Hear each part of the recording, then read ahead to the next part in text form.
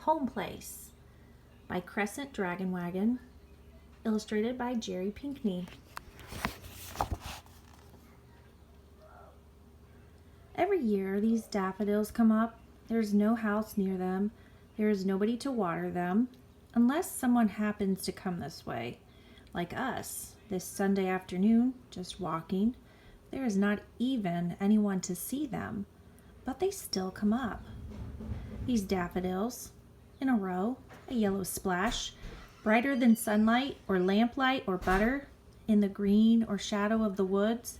Still they come up, these daffodils, cups lifted to trumpet the good news of spring. Though maybe no one hears except the wind and the raccoons who rustle at night and the deer who nibble delicately at the new green growth and the squirrels who jump from branch to branch of the old black walnut tree. And if there was a house, there was a family. Dig in the dirt, scratch deep, and what do you find? A round blue glass marble, a nail, a horseshoe, and a piece of plate, a small yellow bottle, a china doll's arm. Listen. Can you listen back? Far back. No, not the wind, that's now. But listen, back and hear. A man's voice, scratchy sweet, singing Amazing Grace. A rocking chair squeaking, creaking on a porch. The bubbling hot fat in a black skillet, the chicken frying. And Tommy, get in here this minute. If I have to call you one more time. And not me, it's hot. And reckon it'll storm. I don't know, I sure hope we could use it. And supper time. If you look, you can almost see them. The boy at dusk, scratching in the dirt with his stick. The uneven swing hanging vacant in the black walnut tree, listless in the heat. The girl upstairs, combing out her long, long hair, unpinning, unbraiding, and combing by an oval mirror. Downstairs, Papa, washing dishes as Mama sweeps the floor. And Uncle Ferd, Mama's brother, coming in, whistling, back from shutting up the chickens for the night, wiping the sweat from his forehead. Oh, Lord, it's hot. It's even late as it is. Yes, it surely is. Someone swats at a mosquito. Bedtime. But in that far back summer night, the swing begins to sway as the wind comes up, as the rain comes down. There's thunder, there's lightning. That's just like now.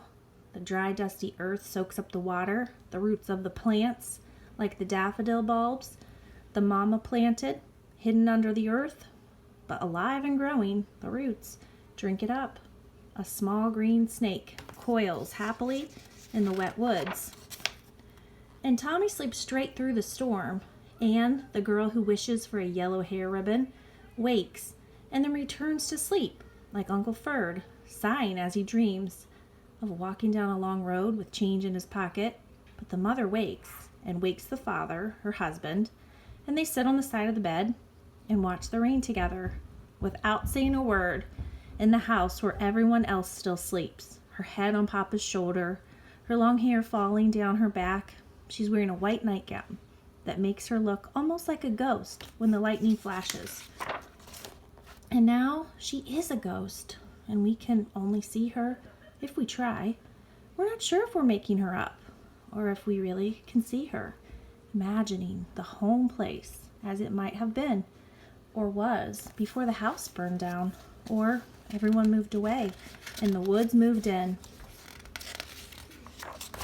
Her son and daughter, grown and gone, her brother who went to Chicago, her husband, even her grandchildren, even her house, all gone. Almost as gone as if they had never laughed and eaten chicken and rocked, played and fought and made up, combed hair and washed dishes and swept, sang and scratched at mosquito bites. Almost as gone, but not quite. Not quite. They were here. This was their home. Now it's just a woods, with old stones from the house foundation. Marbles, nails, and broken plates. And a baby doll arm. For each year, in a quiet green place, where there's only a honeysuckle vine chimney to tell you there was ever a house.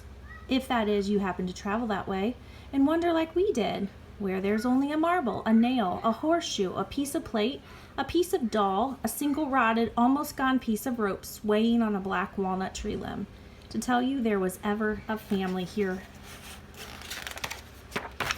Only deer and raccoons and squirrels instead of people, to tell you there were living creatures. Each year, still, whether anyone sees or not, whether anyone listens or not, the daffodils come up to trumpet their good news forever and ever.